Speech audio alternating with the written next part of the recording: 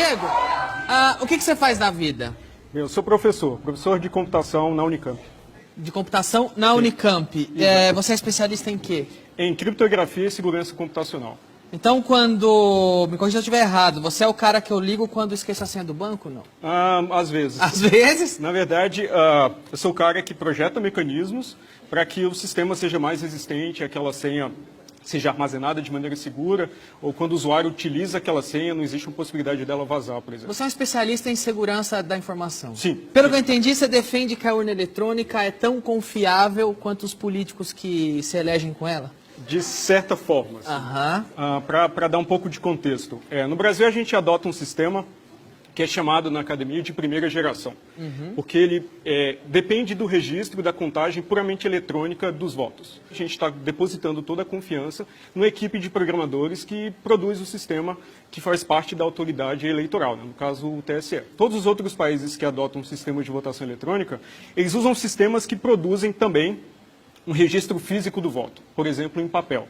Então, isso permite que você colete esses registros físicos, esses votos, em outra mídia, né, em outra urna, por exemplo, uma urna convencional. E no fim da eleição você pode somar, pode fazer uma apuração para amostragem e ver se o software que está no equipamento está se comportando de maneira honesta. Enquanto era professor da UNB, eu participei de um desses mecanismos de auditoria, foram testes organizados pelo próprio TSE, com uma série de restrições, então a gente tinha poucos dias, a gente teve poucas horas para ver o software de votação e a gente encontrou falhas fundamentais nos mecanismos de segurança desse sistema. Quais são as falhas que você encontrou na urna eletrônica? Certo, então as falhas tinham implicação tanto no sigilo do voto quanto na integridade dos resultados. Então, no Brasil, o sistema deve fornecer sigilo do voto. E é uma responsabilidade da autoridade eleitoral organizar eleições de maneira que o voto seja secreto. E fica fácil saber quem votou em quem pela urna eletrônica? O que nós descobrimos foi o seguinte, executamos um experimento, né? Primeiro tivemos acesso ao código-fonte da urna, né? Que é o que os programadores escrevem. Buscamos nesse código-fonte vulnerabilidades muito bem conhecidas já na área, então conhecidas na época há 17 anos, e encontramos uma vulnerabilidade fundamental no único mecanismo que protegia o sigilo do voto.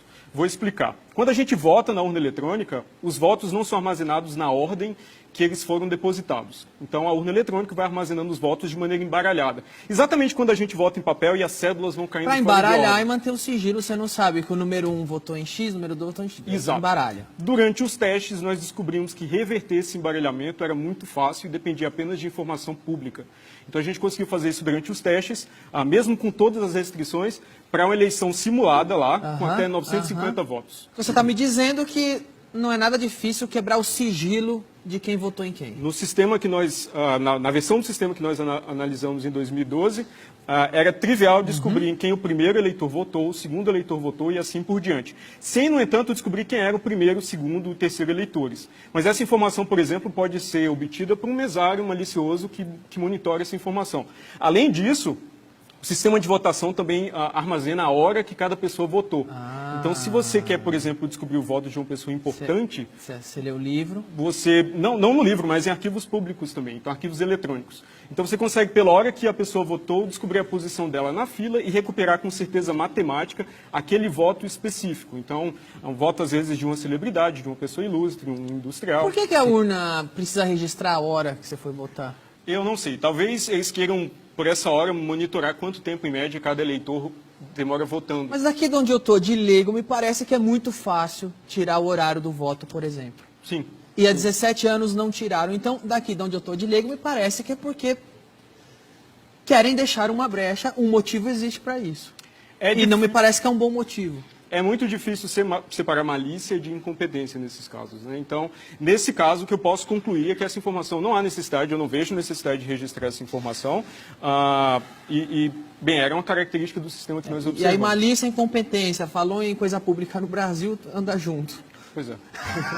Adulterar voto é fácil ou difícil na urna eletrônica?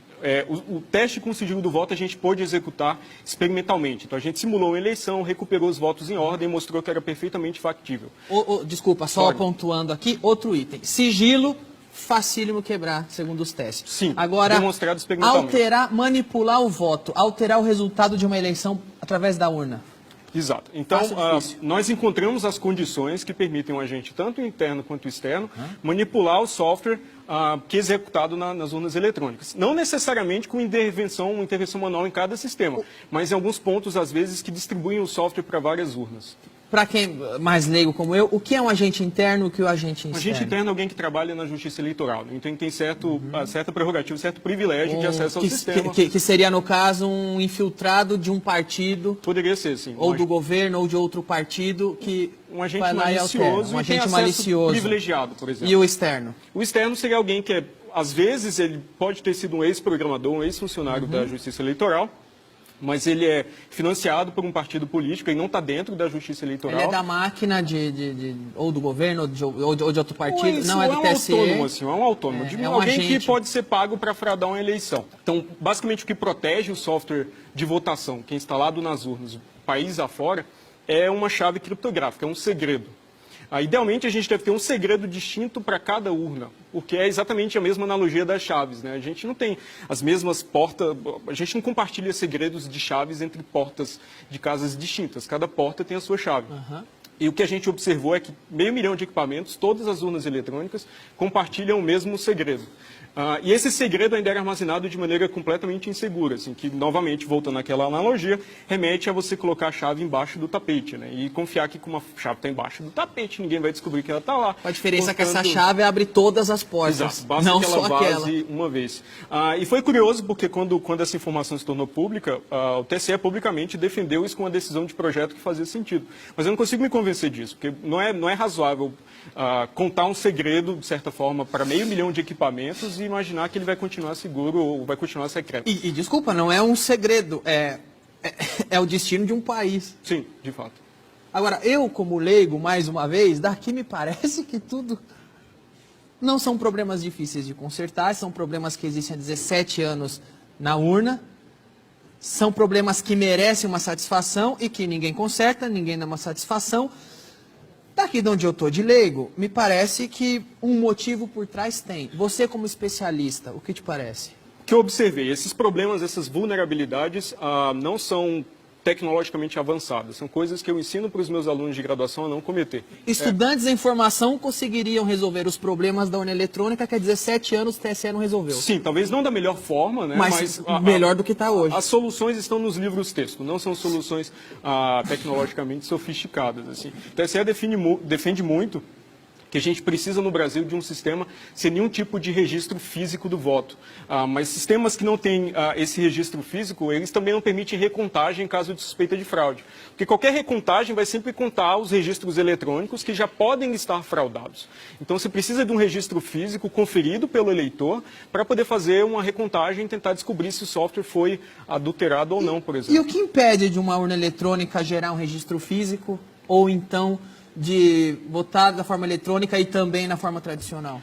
Bem, um certo custo adicional, porque você precisa de uma impressora acoplada, uma impressora adicional, né, papel para imprimir esses votos, talvez um pouco mais de logística para organizar essa impressão e essa apuração posterior, porque um pouco de cuidado na implementação, porque esse registro físico não pode ser implementado de forma que o eleitor leve um comprovante do seu voto para casa, porque senão ele pode quebrar, os eleitores podem quebrar com muita facilidade o próprio sigilo do voto ou outros agentes, então precisa um pouco de cuidado.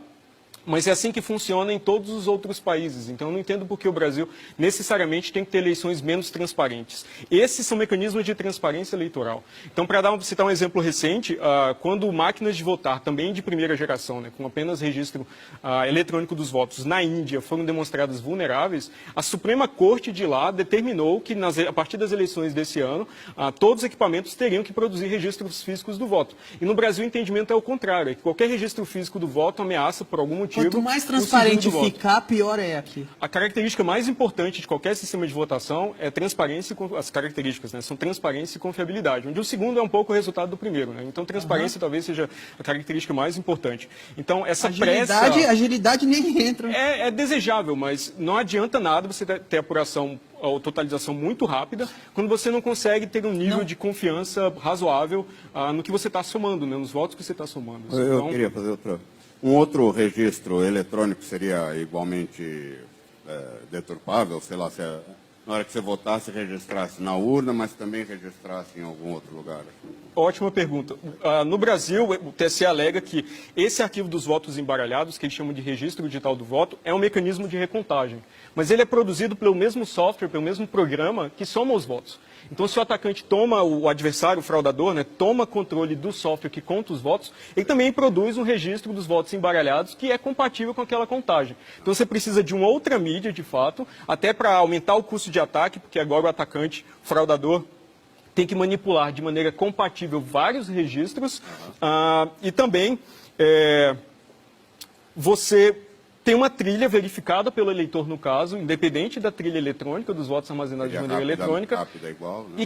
e que tem fraudes também, tem possibilidade de fraude, mas todas elas são visíveis, né? Porque envolvem você subtrair papel, sumir com lona, que eram fraudes que aconteciam na eleição com cédula no Brasil e deixavam testemunhas, né? Uma eleição puramente eletrônica não deixa testemunhas para a sociedade nos fiscais eleitorais. Só precisa de um cara com uma chave para alterar onde ele quiser. Sem testemunhas, ele faz sozinho. Essa foi a condição que a gente encontrou. A gente não pôde testar isso durante os testes organizados pelo TSE, a possibilidade de adulterar o sistema com essa informação, com esse segredo compartilhado, porque não teve tempo, eram pouquíssimos dias, mas também não houve interesse posterior do TSE em tentar montar, simular esse ataque para ver quão eficaz ele seria na prática. E quando você chega no TSE e mostra toda essa falha e mostra como é fácil fraudar uma eleição com a urna deles, o que eles falam? Uma entrevista que eu dei para um portal de internet logo depois dos testes e descrevi de maneira técnica todos esses problemas, a resposta oficial do tribunal era basicamente dizer que a minha atitude era uma ameaça à democracia. Assim, que eu também isso é uma ameaça à democracia. Aparentemente, ou pelo menos no entendimento do tribunal. Questionar qualquer coisa ameaça à democracia. Tá Quando bom. isso é radicalmente diferente da cultura que a gente tem na universidade e na academia, né? Que é